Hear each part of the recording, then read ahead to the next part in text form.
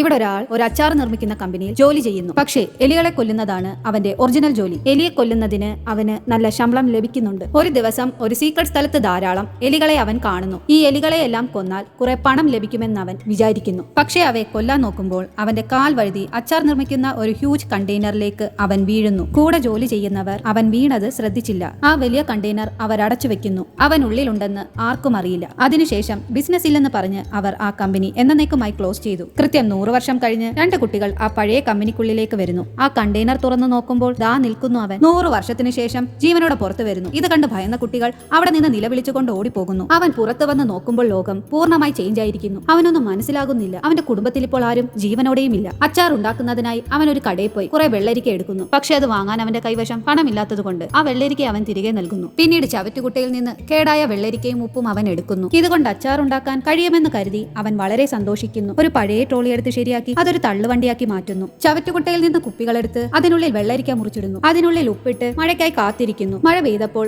ആ മഴവെള്ളം അവൻ കുപ്പിയിൽ ശേഖരിക്കുന്നു. കുറച്ച് ദിവസങ്ങൾക്ക് ശേഷം അവന്റെ സ്പെഷ്യൽ പിക്കിൾ റെഡിയാകുന്നു. അവൻ ഉണ്ടാക്കിയ അച്ചാർ വിൽക്കാൻ മെയിൻ സിറ്റിയിലേക്ക് പോകുന്നു. അതിന്റെ രുചി വളരെ ഡിഫറന്റ് ആയതിനാൽ നാട്ടുകാർക്ക് അത് വളരെ ഇഷ്ടമാകുന്നു. ധാരാളം ആളുകൾ അവന്റെ അടുത്ത് വന്ന് അച്ചാർ വാങ്ങാൻ തുടങ്ങുന്നു. അവൻ കുറെ പണം സമ്പാദിക്കുന്നു. അച്ചാർ കഴിച്ചു കഴിഞ്ഞാൽ ഒഴിഞ്ഞ കുപ്പികൾ തിരികെ നൽകണമെന്ന് അവൻ ആവശ്യപ്പെടുന്നു. വളരെ വേഗത്തിൽ അവന്റെ ബിസിനസ് വലിയ രീതിയിൽ വളരാൻ തുടങ്ങുന്നു. ആ നഗരത്തിൽ ഇത്തരം ഫുഡ് പ്രോഡക്ട്സ് വിൽക്കാൻ സർക്കാരിൽ നിന്ന് ലൈസൻസ് വാങ്ങണമെന്ന് പാവം അവൻ അറിയില്ലായിരുന്നു. ലൈസൻസ് ഇല്ലാത്തതിനാൽ അധികാരികൾ വന്ന് അവന്റെ ആ ചെറിയ അച്ചാറുകട അടച്ചുപൂട്ടുന്നു. പക്ഷെ അവൻ തോൽക്കാൻ തയ്യാറല്ലായിരുന്നു. അടുത്തതായി ഇതിനേക്കാൾ വ്യത്യസ്തമായ ഒരു ഐഡിയ അവൻ ചിന്തിക്കുന്നു.